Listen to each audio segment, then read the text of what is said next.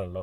അപ്പോൾ അതിൽ ബീഹാറിൽ ബി.ജെ.പി. വലിയ രീതിയിൽ പണം ഇറക്കി കളിച്ചത് കൊണ്ട് തന്നെയും ബീഹാറിൽ ബി.ജെ.പിക്ക് വൻ ഭൂരിപക്ഷത്തിൽ ജയിക്കാൻ സാധിച്ചു.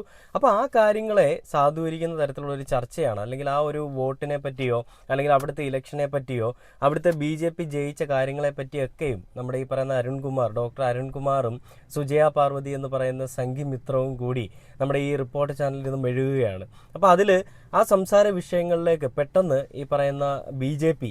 കേരളത്തിൽ കൂടി അധികാരത്തിൽ വന്നു കഴിഞ്ഞാൽ ഞങ്ങൾ വലിയ ഇതിനേക്കാൾ സ്വീകാര്യതയായിരിക്കുമെന്നാണ് സുജയ പറയുന്നത്. സംഗിണിയാണെന്ന് ഓർക്കണം ആ സംഗിണി പറയുന്നത്. നമുക്കറിയാം സുജയ എന്ന് പറയുന്ന ഒരു ജേർണലിസ്റ്റ്, പുള്ളിക്കാരിയുടെ പല രീതിയിലുമുള്ള പ്രസ്താവനകളിൽ കൂടി നമുക്കറിയാം പുള്ളിക്കാരിക്ക് ഒരു സംഘികളോട് ചായവുള്ള ഒരാളാണെന്നുള്ളത്.